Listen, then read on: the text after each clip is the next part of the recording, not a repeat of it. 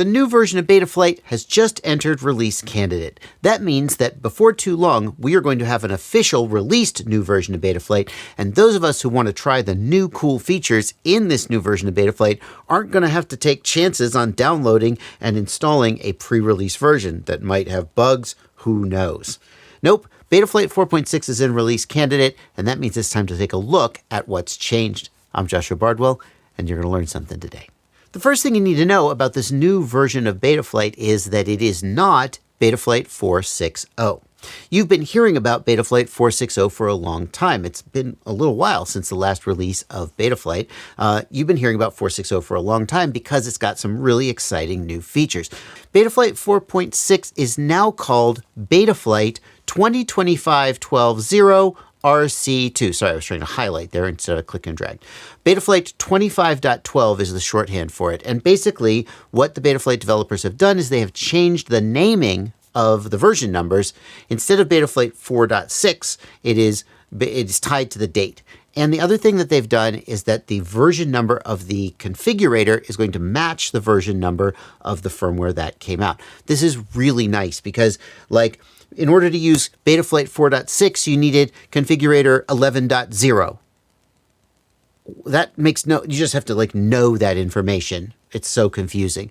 Now they're matching. They're going to release a new version of the configurator and a new version of the firmware at the same time, and the version number will be tied to the date, in this case 2025.12.0. 25.12.0 is the shorthand. That is December 2025 is when it will be released. I hope they don't run into any problems in the release candidate stage and find themselves unable to release it on time. I don't know what they would do in that case. And I think the target is that they will be shooting for releases on a semi-regular schedule, whatever that ends up being, and we will now refer to Betaflight as Betaflight 25.12, Betaflight 26.6, and so on. And if you hear that stuff, number one, don't be confused. It's the same Betaflight that it always was, 4.5, 4.6, 4.7. We've just changed the numbering. And the other thing is, don't get confused if you see it go from 25.12 to 26.6. You didn't miss anything. It just is there was 6 months between the releases, and that's how it's going to be going forward. The number one thing I think people are going to be excited about is the new position hold and altitude hold functionality. These are functions that Betaflight traditionally has not had. Betaflight has been very, very focused on acro flying, performance, racing, freestyle, and left all that autonomous stuff to iNav and ArduPilot. But it's an open source project. People have expressed some interest in expanding that direction. And frankly, Betaflight 4.6 POSHOLD and altitude hold and return to home has also been improved, are pretty freaking good. Not as good or full featured as something like iNav or ArduPilot, but certainly way, way better than Betaflight pilots have ever expected to get access to. If you want a full setup guide for Betaflight 4.6 POSHOLD and altitude hold, I've made one and I'll link it in the video description below. You can go check that out. As a reminder, if you decide to flash the release candidate and try it out, you do need to use the compatible version of Betaflight Configurator. So if you have Betaflight Configurator installed on your computer, here is Betaflight Configurator 10.10.0, which is the last release version of the configurator that will not work with Betaflight firmware 25.12. What you'll need to do is go to app.betaflight.com, which is the online web-based configurator, and that is always the latest version, even if the latest version hasn't been released yet. So you see here, it reads 2025.12.0 RC2. So that's the latest version of the configurator and can be used with Betaflight 2025.12.0 RC2. So nice that they've harmonized those version numbers so they match. So let's take a look at this new firmware's release notes and find out what kind of new stuff it has brought to the table. And I want to acknowledge that there are a ton of small new features all over the place, and we won't be going through all of them, although you certainly can. I'll put a link to this release here down in the video description below, and you can go check out as many of these as you feel like. I've gone through though, and I've picked some of the ones that I think are the most interesting. And the most interesting ones are right here at the top. Fixed wing enhancements. Ivan Efimov, also known as Limon, has been adding a whole bunch of support for fixed wing aircraft into Betaflight. This is something that Betaflight has always technically had the ability to do, but it was so bad at it that nobody, well, I'm not going to say nobody, but basically you would always choose something else like iNav or ArduPilot if you wanted to use a fixed wing aircraft. Now Betaflight is decent at flying a fixed wing aircraft, mostly for acro. It does have PID tuning and stabilization, but it doesn't have a lot of the sophistication of stuff that is really focused and core competency at fixed wing and autonomous flight like iNav and ArduPilot. But it's still pretty good if you want to do a very simple fixed wing aircraft with basic functionality. One of the things that has been added is new PID tuning and PID terms specifically focused on fixed wing aircraft. For example, Betaflight will reduce the PIDs as the aircraft moves faster and faster. This is something, so the faster the aircraft is going, the harder the wind is pushing on the control surfaces. And so if you have a PID tune that is correct when the aircraft is moving very slowly and the PID tune has to be like high gains and an aggressive PID tune, then when you start moving super fast, it'll be overtuned and you'll get jittery, wobbly control surfaces and bad results. The coolest thing about this is that the flight controller estimates the aircraft speed even if it doesn't have a GPS. How does it do that? I mean, obviously, if it has a GPS, then it could just know the speed of the aircraft. But a lot of times you don't have a GPS, and somehow, I assume using the accelerometer, if you think about it, if you know about your acceleration, you can estimate your speed. I assume maybe it takes throttle position into, I don't know how he did it, but it estimates the aircraft speed and attenuates the PIDs as the aircraft speeds up. And for aircraft that will go very slowly, but then also very, very fast, this makes a big difference in how they fly. There are some other things in there that I don't really have a lot of commentary on because I'm not a massive fixed wing pilot, but if you do fly fixed wings and you've wanted to try something else, Betaflight is now there for you. A lot of the changes in Betaflight 25.12 are kind of low-level stuff, like adding support for new gyros, new flash memory chips, and the Cadix camera gimbal. Okay, adding support for, you can run Betaflight on a Raspberry Pi Pico now. Okay, a lot of that stuff is kind of in the weeds. But there are a few other changes that I think stand out as very worthy of mention. One of them is the improvement to turtle mode. So have you ever had the problem where you go to turtle and you hit the stick and your quad, instead of going it goes and it flips over too many times, right? So then you try and do it very gently and it doesn't flip over at all. So then you do it a little harder and it kind of goes zoom dunk, dunk, dunk. And then you do it harder and it goes and you just can't quite get it to flip the exact right amount to just go and flip over. Well, the new turtle and crash flip mode tries to fix that. Basically what it does is it detects using the accelerometer when the craft has flipped over, and then it manually attenuates the motors to slow them down and just let you settle perfectly. So first of all, this is off by default. By default, everything works as it was. So if you want to try this out, you will need to turn it on. And you're going to do that through the CLI parameter set crashflip_rate and some number. The exact number depends on how powerful the aircraft is. A very powerful drone like a race quad that tends to overflip a lot, or a drone that is very compact. So like obviously if it's powerful, but if it's also very big and wide, it's not going to flip as easily, whereas a very compact racing drone tends to flip a lot. You'll use a lower number like 15, 25 to 30 for a freestyle quad that sometimes overflips, 100 or higher for a whoop, which is much less prone to flipping because its motors are weak, and 0, which disables it if you just want it to be like it was and you do it manually, or if you have low authority builds that are not as prone to double flipping. You do need the accelerometer for this to work. This works by detecting when the aircraft has moved a certain amount and whether the aircraft is right side up. So obviously if they don't know that the aircraft is right side up, then it can't attenuate the motors appropriately. Even if you're not using the accelerometer though, the aircraft can still use the gyro to prevent the aircraft from rotating too fast and over-rotating. The other change to turtle mode in Betaflight 25.12 is that you no longer have to disarm and rearm after using turtle mode. So the way that it normally works is you disarm, you enable turtle mode, you rearm, you turtle, you disable turtle mode, you you disarm, you rearm, and you fly away. Now, as soon as you disable turtle mode, if the switch is still in the arm switch, you will just immediately be armed and not in turtle mode, and you can just take off and fly away. That's going to save some switches. Is it going to cause any safety issues? I mean, as soon as you flip out of turtle mode, the quad just immediately arms and the motors begin spinning. Presumably, that's what you want.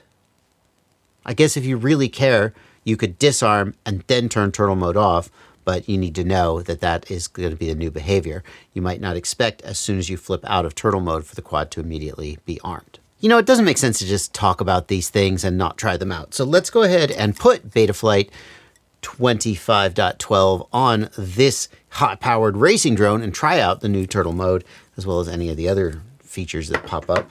But I want to see how this turtle mode thing works. So first thing I'm going to do is I will start my online version of the Betaflight configurator app, 2025.12.0, and we'll plug in our drone.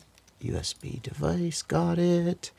And it currently has probably 4.5, I would guess. Yeah, 4.5.0. So the first thing I'm going to do is I'm just going to go and save a CLI dump by typing diff-all, D-I-F-F-A-L-L, and save to file. We'll just save that somewhere handy so we can go back if we need to. And then, now that all our configuration is safe, we'll go to update firmware. And is it? Yeah, we need to enable show release candidates here and release candidate. And we'll try to auto detect our flight controller. Great, it auto detected. And here is 2025.12.0 RC2.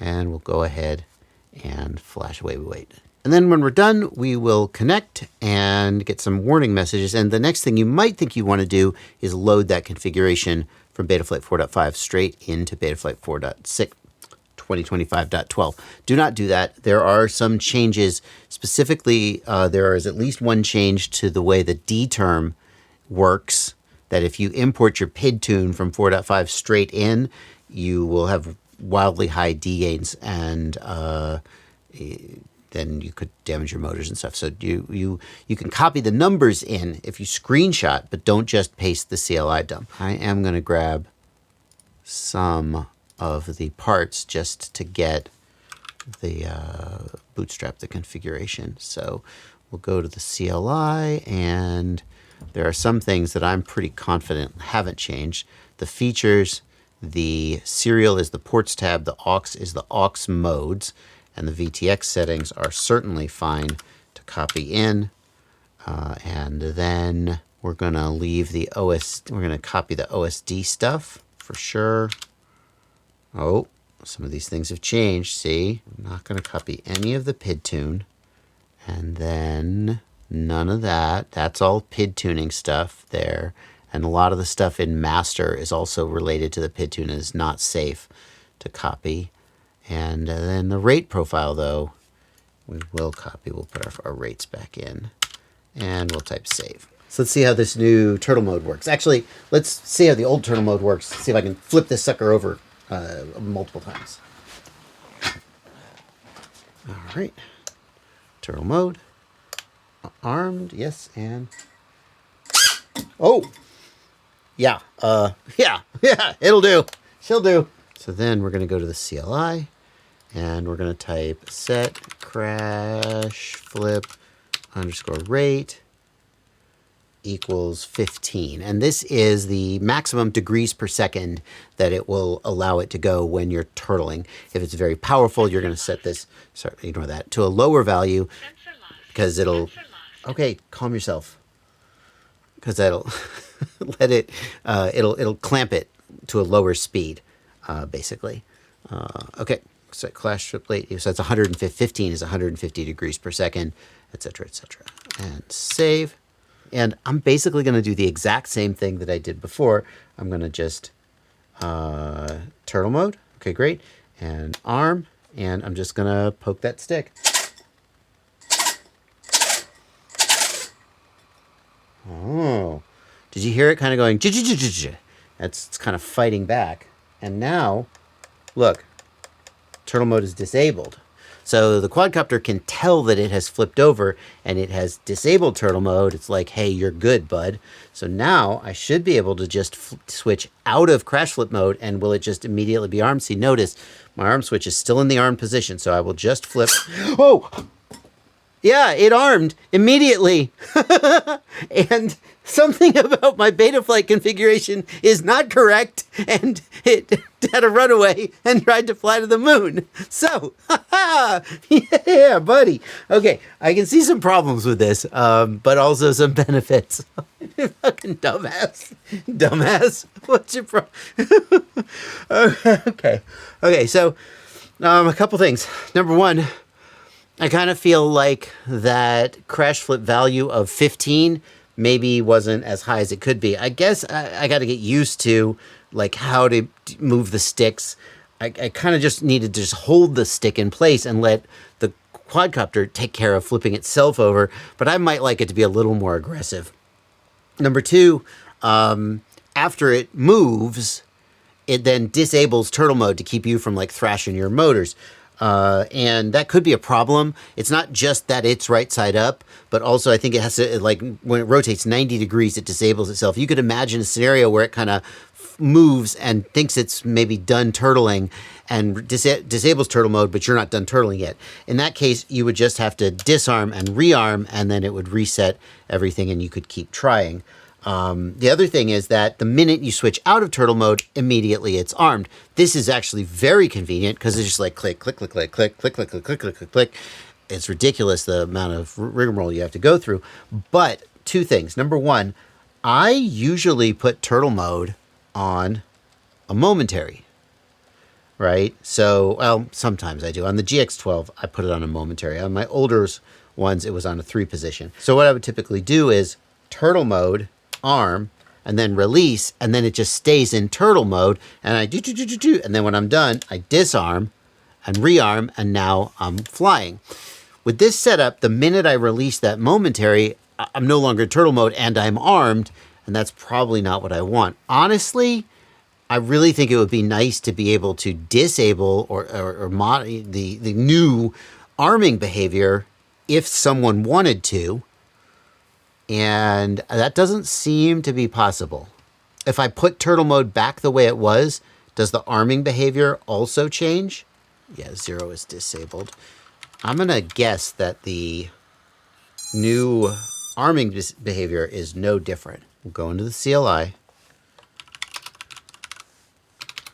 Crash flip rate equals 0. It is now disabled. The new behavior is disabled. Do we still have... We have traditional turtle mode. Do we still have the automatic arming when we flip out of turtle mode? With traditional turtle mode behavior, we are activate turtle mode, arm, flip over way too aggressively, and disarm. And the question is, will the quadcopter automatically arm right now? It did not.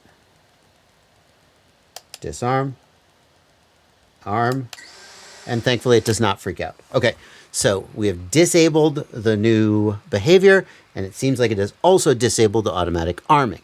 Let's double check that. Okay, so now we will set crash flip rate to 250, which is the maximum value possible for the new behavior. This will have a limitation of 2,500 degrees per second, which is preposterously fast. So basically what I expect is that turtle mode will behave just like it always used to, but since the feature is technically activated, will we get the new arming behavior where it automatically rearms after you flip out of turtle mode? Okay, turtle mode, arm.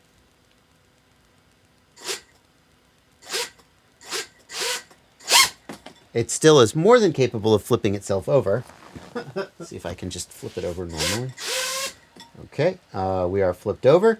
And now, as soon as I come out of turtle mode, is it going to arm? Let me just real quick level it out there.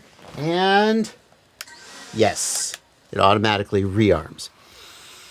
So it looks like you can have the old behavior exactly as it was, no limitation on your turtle mode rate, and you have to manually arm and disarm. You can have the new behavior with limited speed and automatic rearming, and you can basically have the old unlimited rate with automatic rearming just by setting the crash flip rate to 250, but you can't have limited crash flip rates and the old arming behavior where you have to manually cycle the arm switch. That's how it seems to be. The next feature we're going to look at is Prearm allow rearm without resetting. So the way that what's Prearm? Surely you know, right?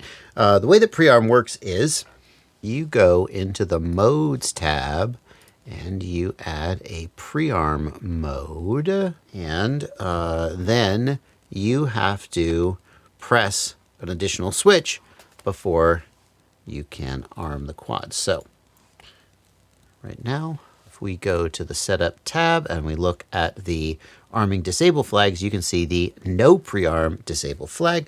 And as soon as I press the Prearm button, and you can see the No Prearm flag goes away. So I have to hold down this switch in order to arm the quad. So if I flip the arm switch, then I won't be allowed to arm. But if I hold down the Prearm switch, Prearm lights up, and now I can arm. But here's the thing.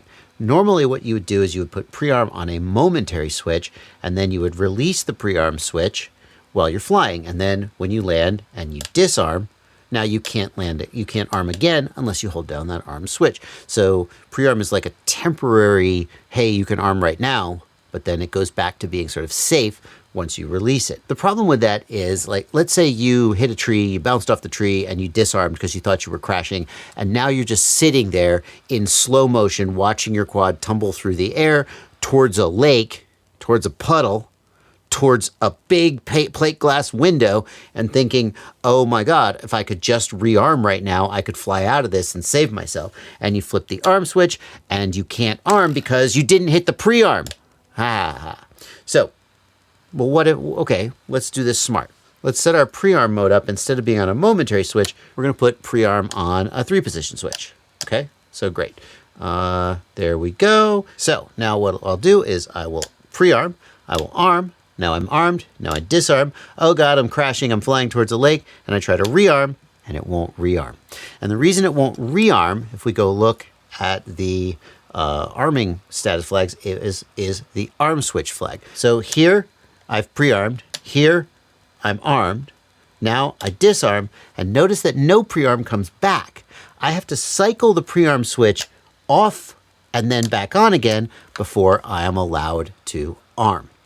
So this is the behavior that Betaflight 4.25.12 changes. If I go into the CLI and I set Prearm allow rearm equals on, then I can rearm the quad without cycling the arm switch. So now I go into the Modes tab, I flip my Prearm, and now my Prearm is prearmed, and I can arm and disarm as many times as I want, and I have to manually hit the Prearm off in order to clear it. This changes the assumption from Prearm being a momentary switch that automatically disables itself until you press it again to Prearm being like a 2-position or a 3-position switch, and you can hit it. If you decide to do this, I'm going to suggest that you either use one of these 6 positions down here, which oftentimes, like, you don't want to put something on there that you might need to hit when you're flying, like under the goggles just by feel. But, Prearm, you're just going to be like, okay, I'm ready to fly. Prearm and goggles down and go fly. And then when you're done, Prearm and it locks you out again. I don't know. That's okay. You could put it on a 3-position if you've got a spare 3-position or 2-position. You could also put it on one of these sliders, right? You could just do the slider all the way to the left to lock you out and all the way to the right. A lot of times quadcopters don't use the sliders for anything because we don't have gimbals or retracts or flaps or anything like that. You could also put it on a momentary if you just reconfigure the momentary to be a 2-position using logical switches. Somewhere I've got a video about how to do that. I'll look up the link for it and put it in the video description below. In fact, I've got a whole EdgeTX tutorial playlist teaches you all about programming your radio. I'll put a link to that while you're at it. Betaflight has added a Laumch Timer. This is a new feature for racers where if you use launch mode, which is a mode that lets you sort of pre-arm the drone. It sits and it waits, and then when you raise the throttle, you launch the drone.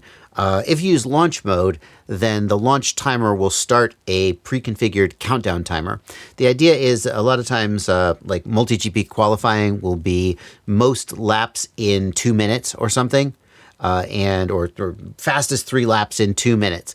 And it would help you if you finish one of your laps to know how much time is left in the 2 minutes, so you could know whether it makes sense to push for an additional lap, or maybe it's just you're not going to make it anyway because the qualifying is almost over. This is pretty specialized and is really, I think, mostly going to be useful for racers, but you could set the launch timer up in your OSD. I'm not going to demonstrate this. I don't race a lot. I don't think a lot of racers don't use launch mode. I mean, some of them obviously do because they requested this feature, but I think a lot of them just manually launch and just rely on the call-outs from the timing system to know when the qualifying is almost over. There is a new dimmer function for LEDs if you set up programmable LEDs, and there are new LED bar indicators for GPS, battery, and altitude. So basically the bar, empties out and counts down based on the LED position on the drone. That's kind of cool. If you're into black box logging, you can now log more things like servo outputs. I'm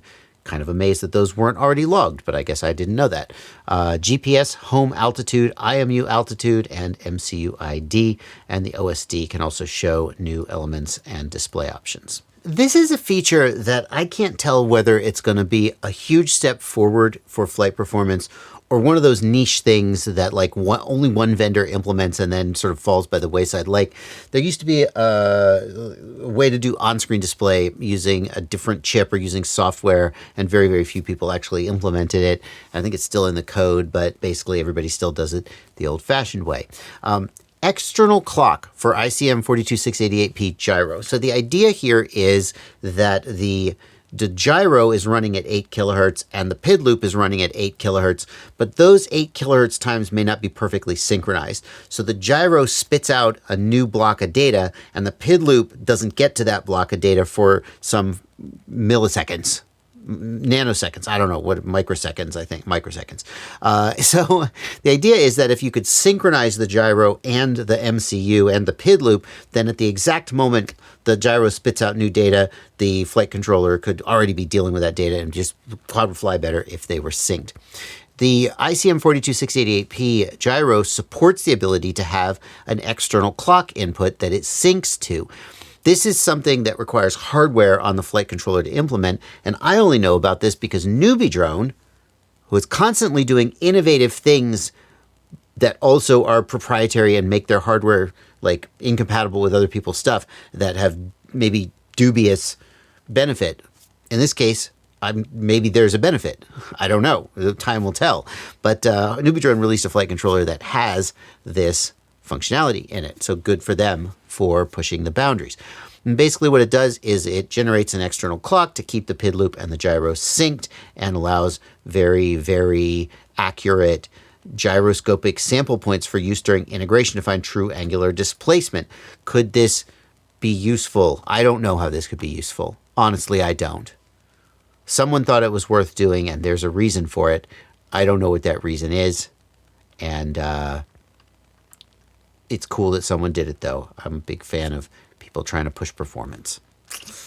I'm looking through these, trying to see if any of them jump out at me, and none of them really are. There is one other thing, though, that I think some people are going to be very excited about, and that is that Betaflight now has Mavlink support. Mavlink. That means that Betaflight can theoretically be used with Mission Planner. There are also other plugins out there. For example, there's a plugin called UAS Tool, which works with a piece of software called CivTac, or there's a military version called ATAC, which is basically a tactical awareness tool for tracking the location of people and vehicles on a map and all kinds of stuff like that. CivTac is used in search and rescue, and of course ATAC is used in military operations. And if you have a drone that supports Mavlink, it can sort of link up with the UAS tool plugin and show up in your ATAC dashboard or your CivTac dashboard. But until now, it's basically been ArduPilot for sure. INAV, maybe?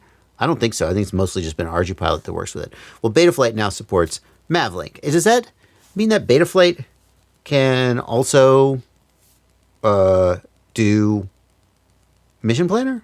I don't know why you would want to do that, but I guess maybe now you could. In fact, that's going to wrap up this video. I'm super excited about the release of Betaflight 25.12, and finally all the people who were holding out on using altitude hold, pause hold, GPS loiter, and so on until it was an official release can finally do it. Generally speaking, if you're interested in trying out a release candidate, they are generally speaking pretty safe to use. There usually aren't any major bugs. There may be minor bugs, though, and you may still want to wait. It's probably not going to be that long until the final version is out there. If you are interested in learning more about GPS rescue, loiter, alt hold, and pause hold in Betaflight 4.25.12, then I'll put a link and a card on screen, link in the video description. If you don't see the card, you can go check that out. It's pretty freaking cool. It's the kind of thing that like quadcopters have done for a long time, but Betaflight quadcopters haven't done, and the ability to do it is pretty slick. See you there.